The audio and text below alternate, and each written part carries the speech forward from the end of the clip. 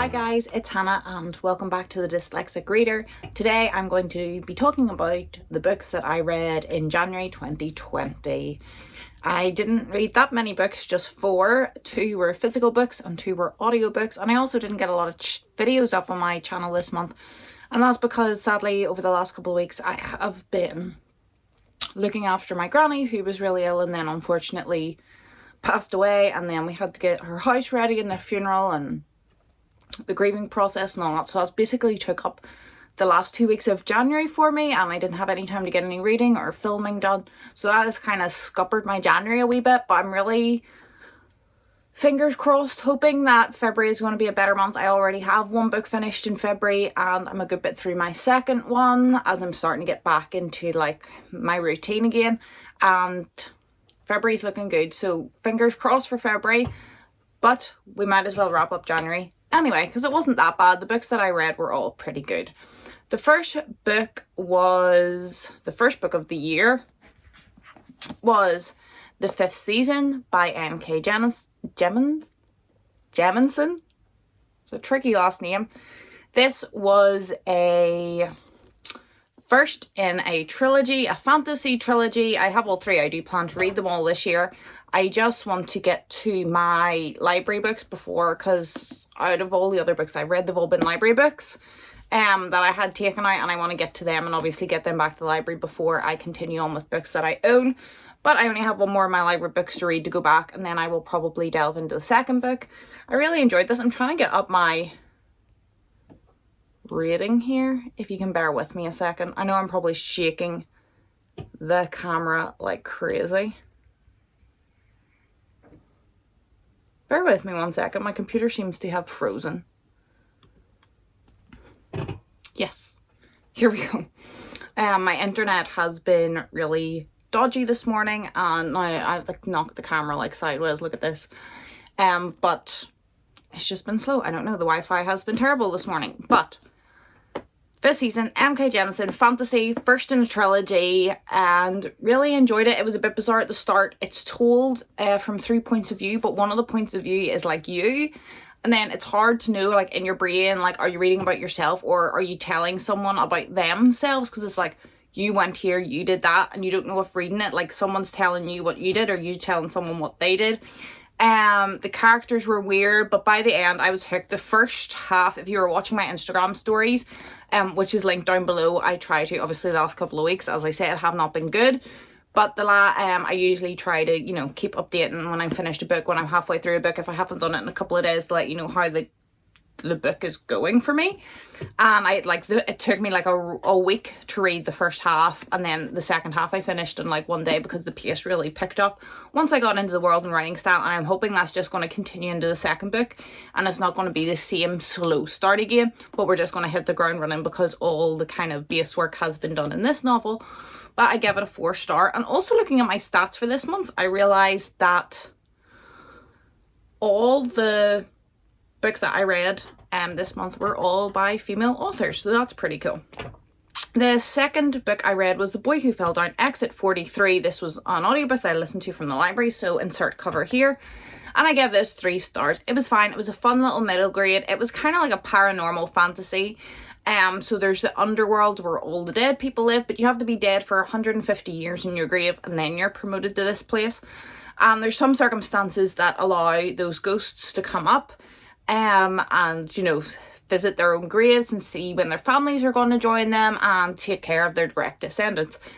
But something happens to our main character, and he manages to fall down one of the exits that ghosts are only meant to come up, and then get stuck in the underworld, and there's prophecy and there's a whole lot of stuff going on. I think the characters could have been more fleshed out, and I felt parts of the story were a bit unnecessary. Could have been maybe either a little shorter, or those avenues could have been explored more. But it was a pretty good solid read.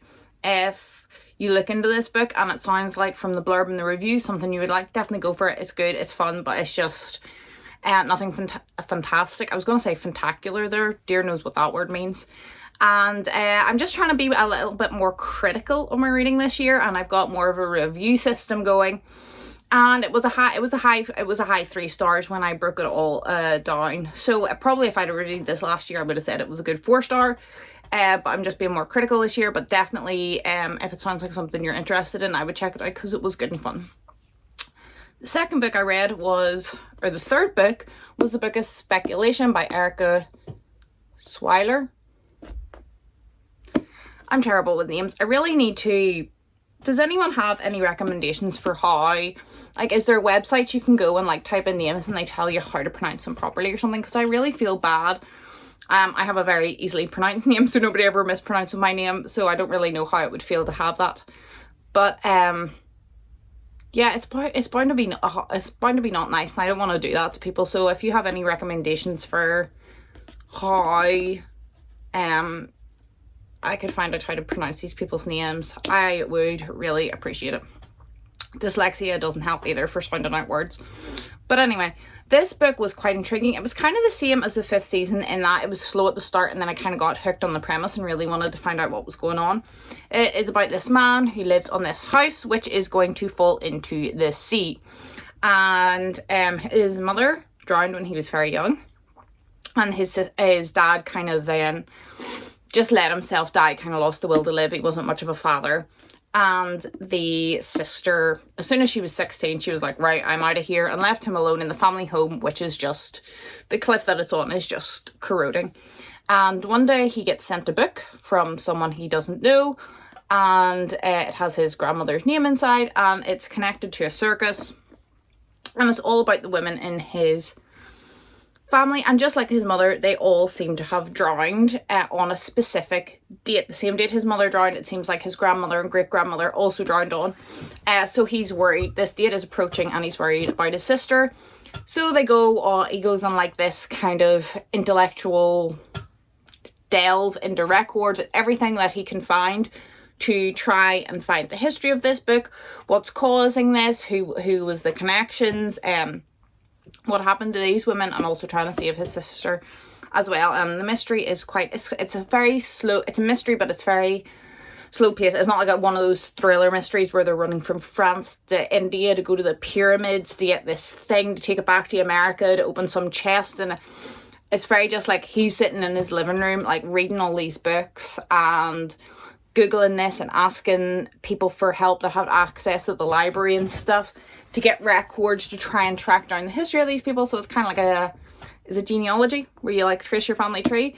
But it's exciting at the same time because there's a couple of twists and turns in there, and it's told from a past point of view and a present point of view, which I kind of like in books if it's done well. And it was done well, so this got a 4 star. It was a lower 4 star than the 5th season, but a 4 star nevertheless. And my last book was another audiobook. Insert picture here. The Apprentice Quest. This is another first in another fantasy series, but this is more of a middle grade series. And it is about cats. I thought they would be more anthropomorphic than they are when I actually started reading it. They're just basic cats. And they live in little clans around this little lake, and they're the wild cats. And there's kitty pets, and they are the domesticated cats. And the 2 legs humans, and the monsters that go on the Thunder Path, and they are cars, which obviously the cats try to stay away from. And there's warrior cats and medicine cats, but they don't wear clothes or live in houses or anything like that.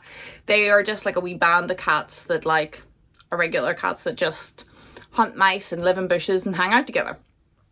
And there's a prophecy. And it's just kind of your typical chosen one fantasy quest, twist and turns, basic book. The intrigue is good. The characters are interesting. The writing's pretty good, and it's it sounds like, I'm saying it's like a typical fantasy book, but it is quite unique in the setting that it is animal main characters.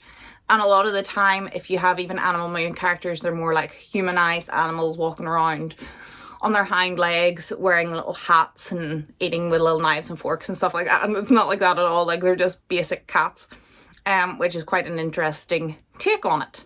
And that was my 4 books for January. As I said, fingers crossed February will be better. But it wasn't bad that I had 3 4-star and 1 3-star read. Especially, As I said, I'm being more critical this year, and I think definitely 1 or 2 of them would have been 5-star if I was using last year's system. So I didn't read a lot, but I did have a pretty good reading month. So that is it. Let me know how your January went. I hope it was better than mine. And I hope we all have a great reading February. And I will see you in my next video. Goodbye.